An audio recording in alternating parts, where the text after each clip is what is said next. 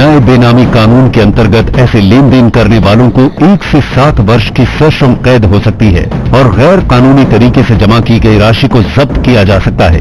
काले धन के खिलाफ इस जंग में अपना सहयोग दें और राष्ट्र निर्माण में भागीदार बने। आयकर विभाग द्वारा जनहित में जारी।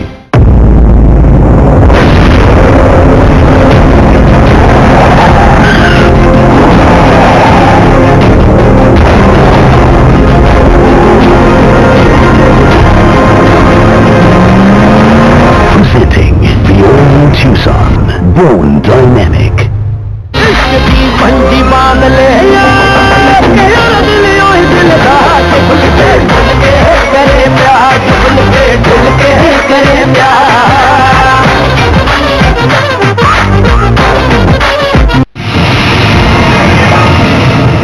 My approach would be to resolve it by a discussion and a consensus. So far, I have avoided a division, and I would like to avoid a division to the extent it is possible. That's my approach. Some states have raised the issue of plunging state revenues on the impact of demonetization. It's a bit early to talk about compensation and stuff like that. But some of them may also raise the demand that they should be compensated more. A 5-year commitment is very clear from the center's part. Are these also issues that you would keep in mind? There is no such issue.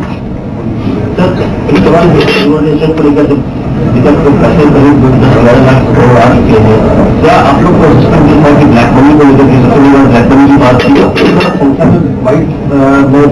Convert इन्होंने करा दिया या फिर currency में black money था? देखिए, अटकलें लगाना आपका काम है, मैं कहीं को इसको लगाऊं। मतलब जो आया भी है व्यवस्था में, वो आने से व्हाइट तो नहीं बन जाता, उस पर टैक्स तो लगता है ना व्हाइट बनने से पहले। By just depositing it,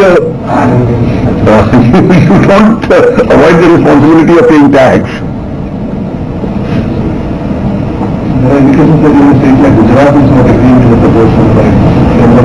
See, I will tell you, my effort has been, as I said, to have an issue by discussion, not by a division, to allow as much discussion as possible. The GST Council, this is the first round of its legislative exercise. We've had 5 meetings and we want to establish a good precedent in deliberative democracy between the center and the states.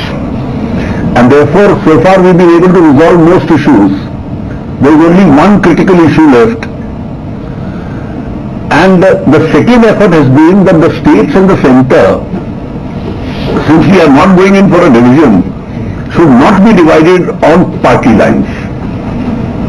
Because if we set that precedent in the beginning, then our whole effort of reaching a consensus through deliberative democracy will suffer. Sir, ने कहा है कि general में जो खाते में रहता है, कोशिश करूंगा कि वो खाते उन्होंने कहा है तो आप रिपोर्ट कीजिएगा। किस तरह से हमारे अकाउंट में पैसे रहते कैसे पॉसिबल है, कैसे पॉसिबल है, क्या तरीका हो सकता है? नहीं, वो तो टैक्स वाले तय करेंगे। अभी तक सर बैंकों से बात नहीं लगी, एटीएम में पैसा नहीं है और 100 और 2000 के बीच का नोट जो है 500 का नोट आ ही है, तो इसकी काफी सप्लाई शुरू हो गई है और आने वाले दिनों में काफी होगी, उससे असर पड़ेगा। Thank you. 2000 की तरफ 1000 रुपए का सोशल मीडिया।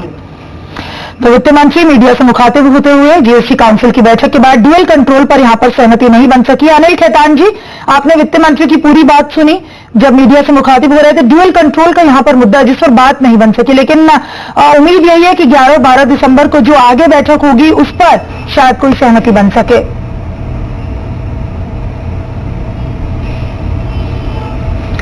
हाँ, ठीक कह रही है। जो अभी अपने फाइनेंस मिनिस्टर ने कहा, इट मेक्स सेंस कि इसको कोई पार्टी लाइन पर नहीं ले जाना चाहिए और ये जो क्रॉस एम्पावरमेंट जो मेन मुद्दा अब है, अगर वो 11-12 पे जो उनकी आवाज से एक कॉन्फिडेंस लगा हमें लगता है कि पार्लियामेंट अब की बार हम देशवासियों को निराश नहीं करेगी और एक अपने निजी पॉलिटिकल फायदे को छोड़ के देश के फायदा देखकर ये क्रॉस एम्पावरमेंट के इश्यू को भी जरूर रिजॉल्व करके यही एक कोशिश होनी चाहिए। दोबारा मैं वही चीज कहता हूं कि 1 अप्रैल से जीएसटी लागू होना बहुत ही जरूरी है देश के लिए, उद्योग के लिए।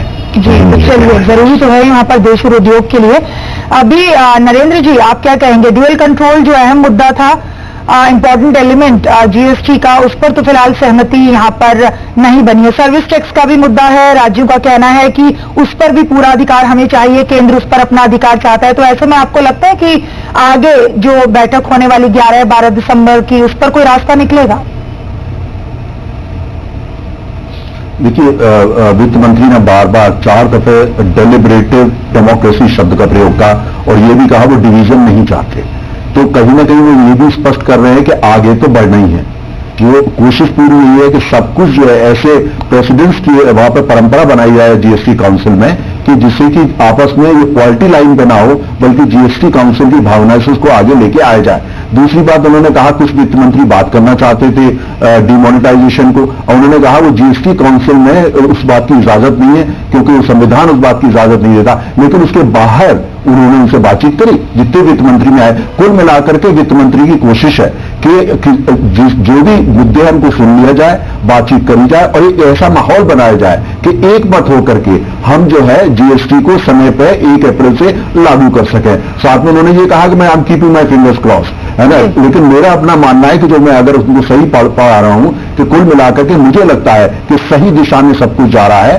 प्रश्न आ सकते हैं, थोड़ी दिक्कतें भी आ सकती है, लेकिन मुझे ऐसा लगता है कि देश की जो भावना है, हर राजनीतिक दल उसका सम्मान करते हुए 1 अप्रैल तक उसको लाने का प्रयास रहेगा। सरकार कम से कम इस बात को लेकर के बिल्कुल कटिबद्ध है। जी अभय जी, क्लोजिंग कमेंट। देखिए, आपने वित्त मंत्री जी को सुना, सेंटर जीएसटी, आपका इंटीग्रेटेड जीएसटी, आपका कंपनसेशन का ड्राफ्ट, इस पर तो साफ हो गया कि कोई परेशानी नहीं है। उन्होंने कहा कि जो डुअल पावर का इशू है वो स्टेट जीएसटी से के साथ क्लब करके उस पर चर्चा हो रही है, और मुझको लगता है कि जिस प्रकार राज्य सरकारों ने एक अच्छा अपना पक्ष रखा होगा, जिस पर ये रिफ्लेक्सेस फाइनेंस मिनिस्टर की तरफ से आते हैं कि ऐसा लग रहा है कि हम लोग इसको जल्दी रिजॉल्व कर लेंगे, तो मुझको लगता है कि हम लोग सबको उम्मीद करनी चाहिए, क्योंकि एक ही ड्राफ्ट को लेकर सिर्फ परेशानी है, वो भी रिजॉल्व हो जाएगा और अच्छा एमिकेबल सॉल्यूशन निकलेगा, और हम समय पर पॉजिटिविटी यहाँ पर अब जरूर नजर आ रही है विपक्ष जी, विपक्ष की तरफ से भी पॉजिटिविटी जरूर जीएसटी पर नजर आ रही है। बहुत शुक्रिया आप सभी खास मेहमानों का चर्चा में हमारे साथ जुड़ने के लिए। तो 11 और 12 दिसंबर को अगली बैठक जीएसटी काउंसिल की होगी। डुअल कंट्रोल का एक एलिमेंट है जीएसटी पर, जिस पर आम सहमति फिलहाल नहीं बन सकी। अब देखना यह है कि किस तरीके से केंद्र राज्य सरकारों को आश्वस्त करता है, उनको मनाता है, राज्य सरकार किस तरीके से अपनी जो मांग उनकी तरफ से की गई है उसको वापस लेते हैं। फिलहाल इस खास पेशकश में इतना ही, दीजिए इजाजत, नमस्कार।